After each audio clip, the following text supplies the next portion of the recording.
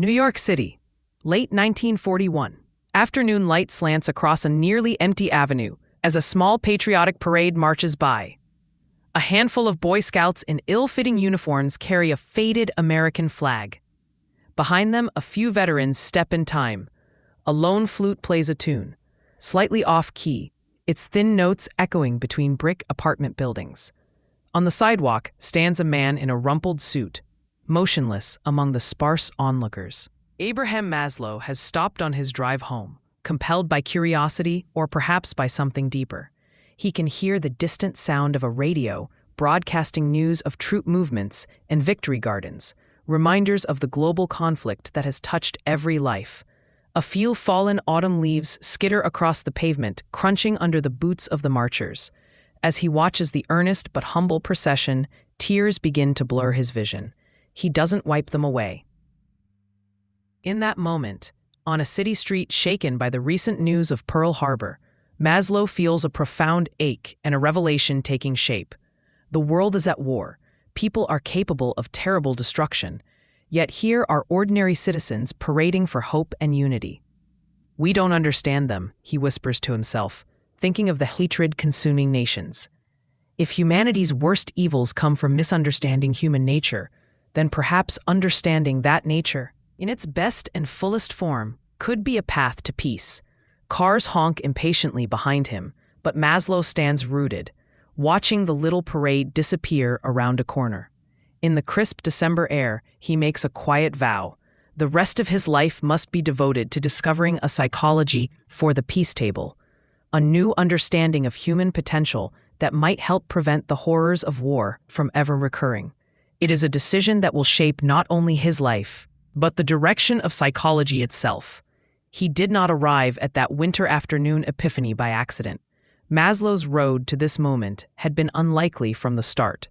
Born in 1908 to poor Jewish immigrants in Brooklyn, New York, he grew up a painfully lonely and curious boy. In a crowded family where he felt misunderstood and even unwanted, his father openly joked that young Abe was the ugliest kid he'd ever seen. The boy took refuge in books and daydreams.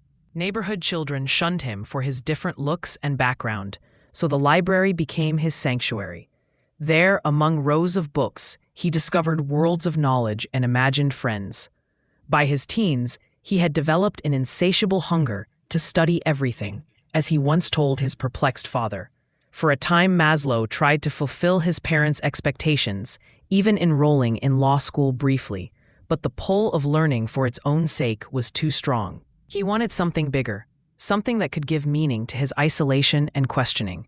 At 16, he fell deeply in love with his cousin Bertha, finding in her companionship the warmth and acceptance he'd never known as a child. Marrying young, and with Bertha's steady encouragement, he set out to find his purpose in the world. In the 1930s, that quest led him to the Midwest and into the arms of science. Maslow attended the University of Wisconsin, where a brash new movement in psychology was on the rise.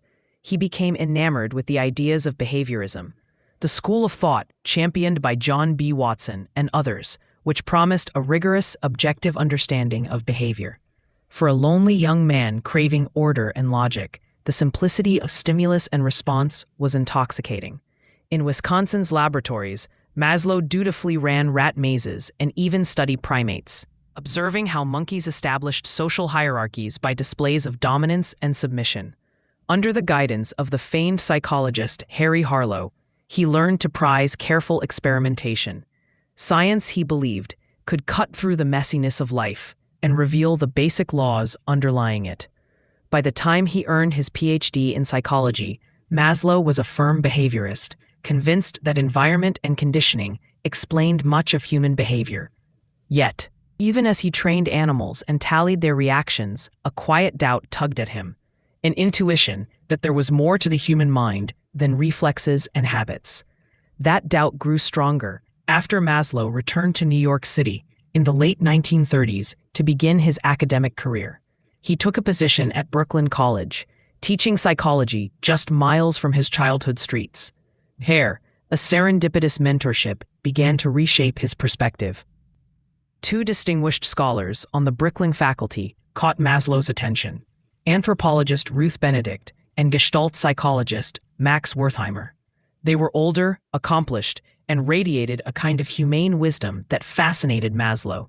He saw in them something he couldn't quite quantify, a quality of character, a fullness of human decency and creativity that set them apart. In quiet conversations over lunch, he would pepper them with questions, trying to learn what made them so vital and compassionate. Without realizing it, Maslow was shifting his focus. Instead of studying what was average or ill in people, he began to wonder about what made people exceptionally good or healthy. Why not study the best of humanity? Why not understand the heights that human nature could reach?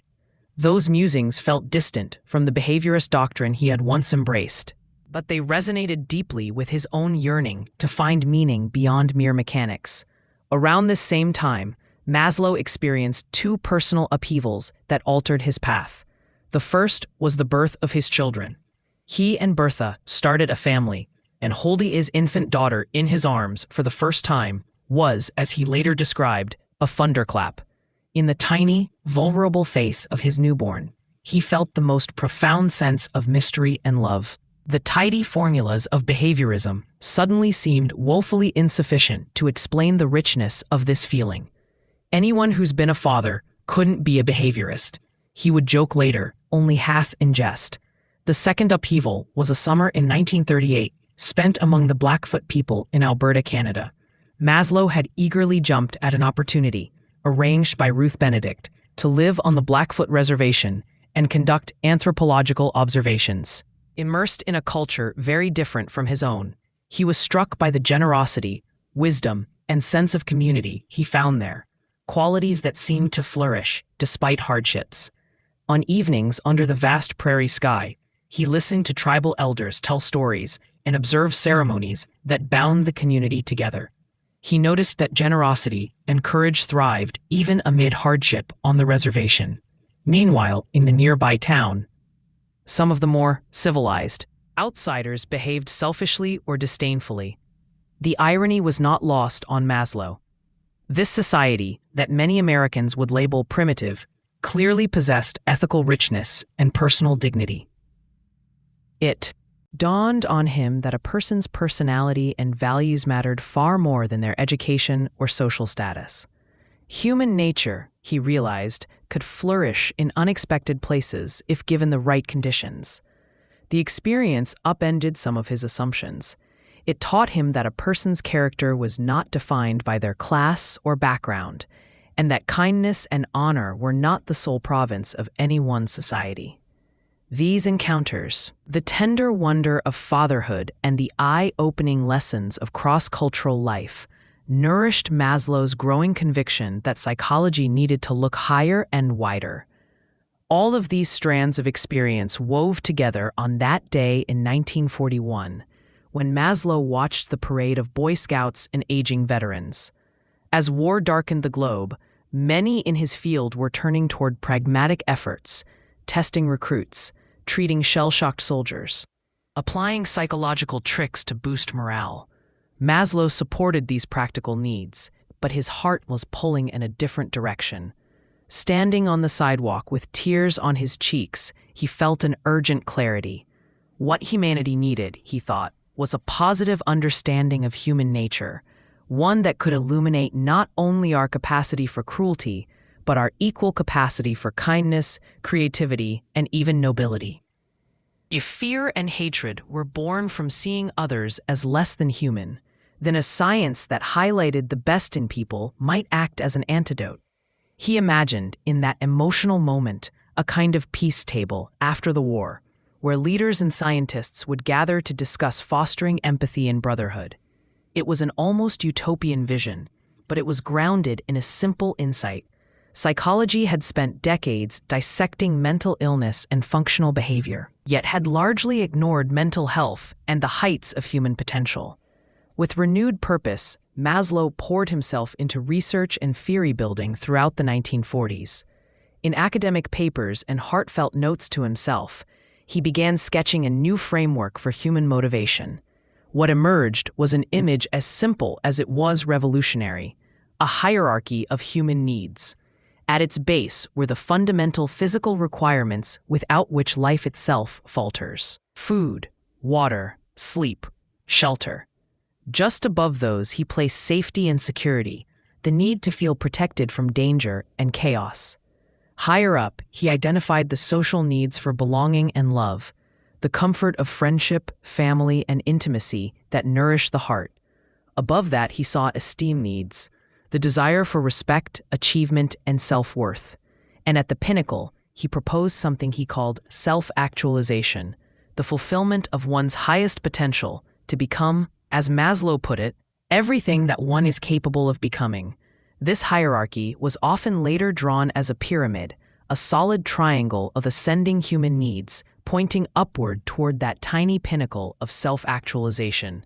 In truth, Maslow never drew any pyramids himself, but the image captured the imagination of others. Here was a psychology of human aspiration rather than human deficiency. It suggested that once basic needs are met, people are driven by yearnings for growth, meaning, and realization of their capacities. Maslow's ideas initially met with skepticism. In an era dominated by the hard-edged logic of behaviorism and the dark, unconscious dramas of Freudian psychoanalysis, talk of human self-actualization struck many as naive or unscientific. To some colleagues, it sounded like a return to airy philosophy or, worse, a kind of fuzzy self-help rhetoric. But Maslow was not proposing wishful thinking. He was attempting a rigorous study of the positive side of human nature. Unable to find much literature on psychologically healthy individuals, since most case studies then focused on neuroses and disorders, Maslow decided to gather his own data. He sought out people who seemed to embody the qualities of fulfillment and integrity he was curious about. Some were famous, others less so, but in each he saw a life that was rich, creative, and giving. Two of his earliest subjects were none other than his friends and mentors, Ruth Benedict and Max Wertheimer. He also pored over biographies and writings of historical figures he admired, including the physicist Albert Einstein and the former First Lady Eleanor Roosevelt, looking for common threads in their personalities and values. What he found both delighted and perplexed him.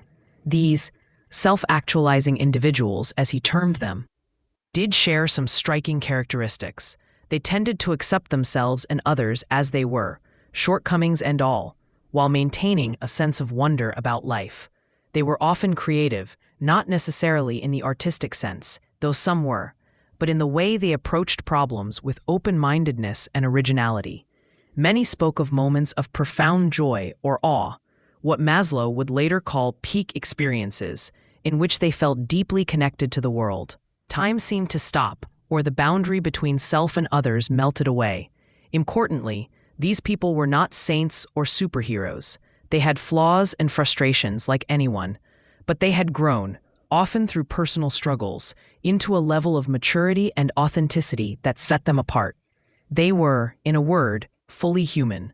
Maslow approached these findings with the excitement of an explorer mapping a new territory. Here was evidence, however qualitative, that human nature had heights as real as its depths. He described the motivations of self-actualizing people as being values, or B-values, pursuits like truth, beauty, goodness, wholeness, and justice, which were ends in themselves rather than means to some other end. Such individuals were not primarily driven by what they lacked or feared. They were drawn by what they loved and yearned for. This was, in Maslow's eyes, the key to a more complete psychology. Yes, human beings are biological organisms with needs for safety and sustenance. Yes, we are shaped by our childhoods, our traumas, our conditioning. But we are also, he insisted, creatures who seek meaning, who aspire to create and to connect, who can rise above our circumstances.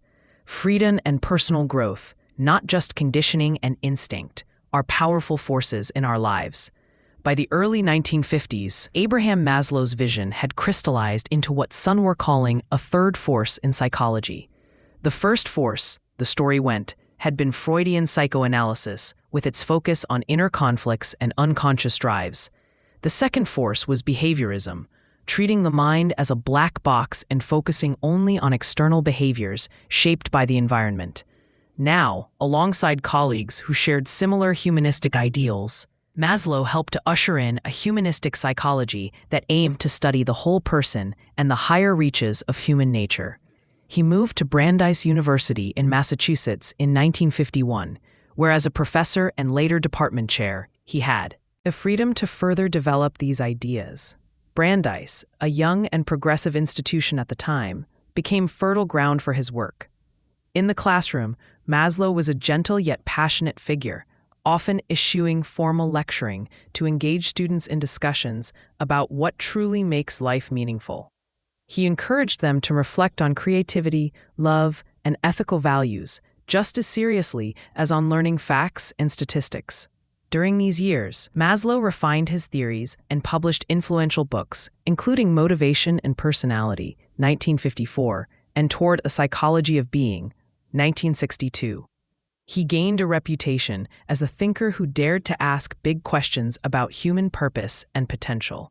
At professional conferences, he was both admired and criticized. Some praised his emphasis on positivity and meaning as a refreshing counterbalance to the era's obsession with pathology. Others, however, frowned at what they saw as Maslow's lack of traditional empirical rigor. Where were the controlled experiments, the quantitative predictions? Maslow, in return, quietly questioned whether the existing methods of science were sufficient to capture something as nuanced as a peak experience or the drive for self-actualization. He was not opposed to data. In fact, he often gathered surveys and observational notes. But he was not willing to sacrifice the richness of the phenomenon just to fit it into a tight experimental design.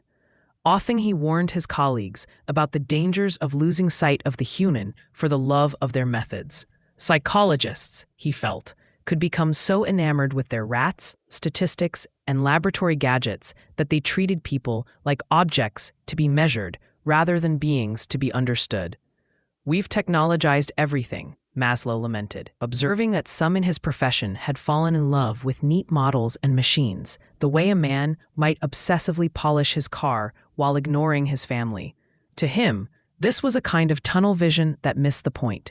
The aim of psychology should be to serve human welfare and illuminate the human experience, not to reduce it to mechanical parts. He spoke of a need for both rigorous science and a kind of poetic appreciation of the human spirit. A blend he felt was not only possible but necessary.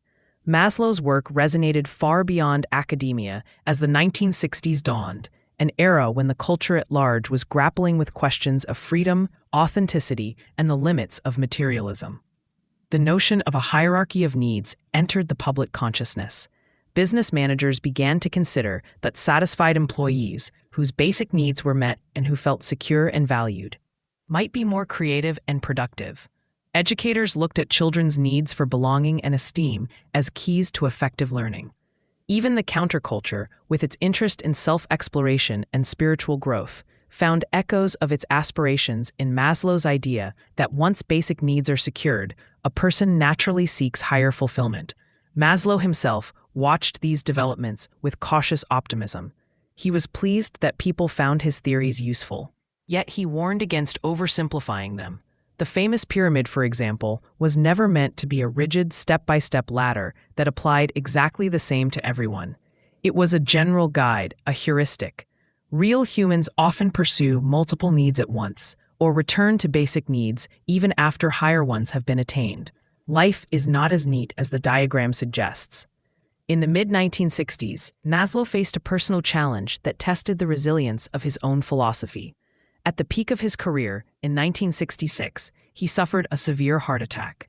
The brush with mortality forced him to slow down and step away from some of his responsibilities at Brandeis. He moved to California for the warmer climate and a quieter pace of life, settling in the San Francisco Bay Area, where the burgeoning human potential movement was taking shape. Though no longer teaching full-time, Maslow continued to write and think voraciously. His later writings took an even more transcendent turn. He became interested in what lay beyond self-actualization. One of Maslow's own peak experiences occurred during a quiet moment at a Brandeis University ceremony. Marching in a long academic procession in cap and gown, he suddenly imagined the line extending far into the past and future. In his mind's eye, he saw Socrates at the front of the procession, and behind himself, an infinite line of students and scholars yet unborn. For a brief, timeless moment, he felt joined with all of humanity's seekers of knowledge and truth. The sensation was overwhelming, a mix of awe, humility, and deep meaning that stayed with him. It was exactly the kind of transcendent flash of insight he had heard others describe. And it reaffirmed his belief that such spiritual highs were an intrinsic part of a healthy life. Inspired by such insights, Maslow began to speak of self-transcendence, the idea that the healthiest individuals are those who go beyond the self entirely, who find purpose and identity in something larger than themselves, whether that be service to others, a cause, or a spiritual understanding of the universe. In a sense, he was adding a new apex to his hierarchy of needs, the need to connect with the infinite, to leave a legacy, to merge with the greater whole of humanity or creation. He also revisited an old concept from his anthropological days, the idea of synergy in societies, which he had learned from Ruth Benedict. Maslow was intrigued by cultures where the success of the individual also meant the success of the group, and vice versa, creating a high synergy society in which selfishness and unselfishness harmonized. He saw in this an antidote to the prevailing notion that human beings were inevitably driven by greed or competition. Perhaps, he thought, if individuals could become self-actualized and transcendent, they would naturally create more compassionate communities, aligning personal good with the common good. Not everyone embraced Maslow's optimistic view of human nature. Even as the humanistic movement gained momentum, other prominent psychologists argued the opposite. B.F. Skinner, the leading behaviorist, would soon contend that freedom itself was an illusion, and that humans were no more than the product of reinforcement schedules, a thesis that left little room for meaning or moral choice. Maslow vehemently disagreed.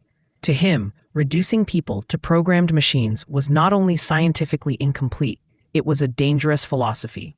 He believed that a psychology denying personal freedom and dignity ran the risk of justifying all manner of authoritarian control. The struggle between these viewpoints, one seeing human beings as autonomous, growth-seeking persons, the other as conditioned, controllable organisms, became a defining tension in psychology. Maslow stood firmly on the side of freedom and meaning. Maslow's final years were a mix of satisfaction and unfinished dreams. He had become one of the most famous psychologists in the world, even appearing on the cover of Time magazine as the avatar of a new, more hopeful psychology, and yet he remained restless to push further. He was keenly aware that his theories were, in a way, incomplete. The human psyche held darkness as well as light, and the events of the turbulent late 1960s, with assassinations, riots, and war protests, reminded him that understanding evil was as crucial as understanding good. Why are people cruel and why are they kind? He would ask, framing it as the ultimate psychological puzzle. Just as he once challenged psychology to study joy and creativity, he now challenged himself to confront aggression and evil not as mere sickness, but as part of the human condition that might be transformed. It was as if he were sketching the full yin and yang of human nature, determined that psychology must account for both. On June 8, 1970, at the age of 62, Abraham Maslow died suddenly of another heart attack while jogging on a sunny California morning. The news shocked those who knew him. He had been so full of life and plans. Though his voice was silenced, his ideas had already taken on a life of their own. In the decades that followed, Maslow's influence continued to grow. Therapists, educators, business leaders, and even self-help gurus all drew on his concepts, sometimes in oversimplified ways, but often to meaningful effect. The term self-actualization entered everyday language, synonymous with realizing one's full potential. The hierarchy of needs became a staple of psychology textbooks and a framework for everything from marketing strategies to community development programs. Humanistic psychology, the movement he helped start, opened the door for later approaches like positive psychology and the study of happiness, resilience, and virtue. Yet beyond the famous pyramid and jargon, Maslow's legacy carries an even more profound message, one that goes back to that day on the sidewalk in 1941 and to the lonely child he once was. It is the idea that inside each person, no matter how troubled or ordinary seeming, there is a spark that wants to grow toward the light. Being human is not just a matter of reacting to forces or surviving from day to day, but also of dreaming, striving, loving, and becoming. In a field that often swung between seeing us as beasts or as broken souls, Maslow insisted we are also poets, heroes, and explorers at heart. We are, in the end, creatures who seek meaning and freedom as much as we seek bread and shelter. This faith in our better nature was not naive. It was and remains quietly revolutionary. Maslow's pyramid points upward, not to heaven but to a human future in which the fullness of life, the struggle for freedom over conditioning, and the pursuit of meaning over mechanism is acknowledged as our birthright. In a world that often dissected only the fears and failures of the mind, Maslow chose to chart its hopes and possibilities. He left behind a map of the human heart, one that begins with our most fundamental needs and ascends toward our noblest aspirations. It is a map still studied and followed by those seeking to understand what it truly means to be human.